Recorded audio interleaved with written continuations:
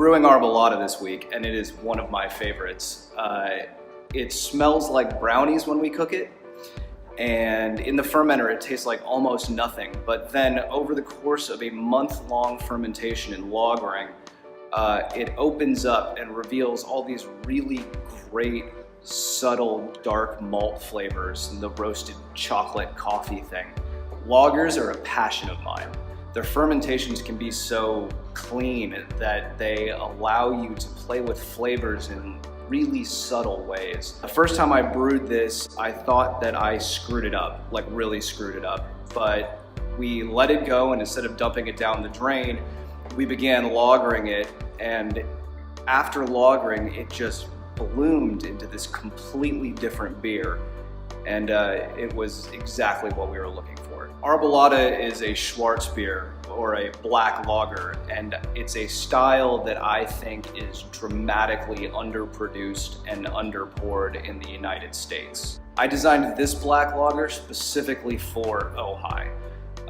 In our little valley, we spend about half the year between 85 and 105 degrees, and that's an ambient temperature that makes drinking heavy-bodied beers a chore. So I built this beer light-bodied and dry. I brew and ferment this beer so that there's very little residual sugar left in it.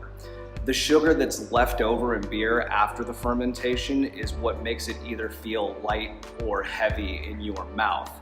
My recipe and process turns more of that sugar into alcohol, so that this beer ends up being about 6% alcohol by volume and leaves a crisp, dry finish when you drink it. The real trick with Schwarz beer is to build a jet black beer that is still smooth and not really bitter, and has just very subtle hints of those roasted coffee and chocolate flavors in the background.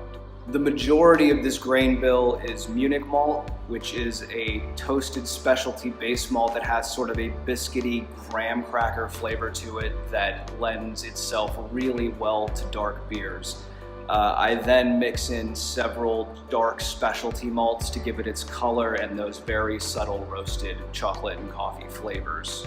To that whole mixture, I add several steps of American noble hops, which give it just a very slight balanced bitterness and that sort of classic hop flavor that blends with the beer rather than sticking out. After primary fermentation is done, I add about 2.5 ounces of Mexican vanilla bean.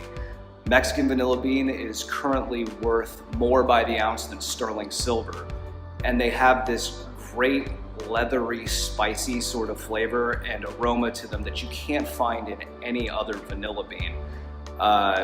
That flavor comes together with all those subtly roasted flavors and that dry finish to create a beer that you can only get in Ojai.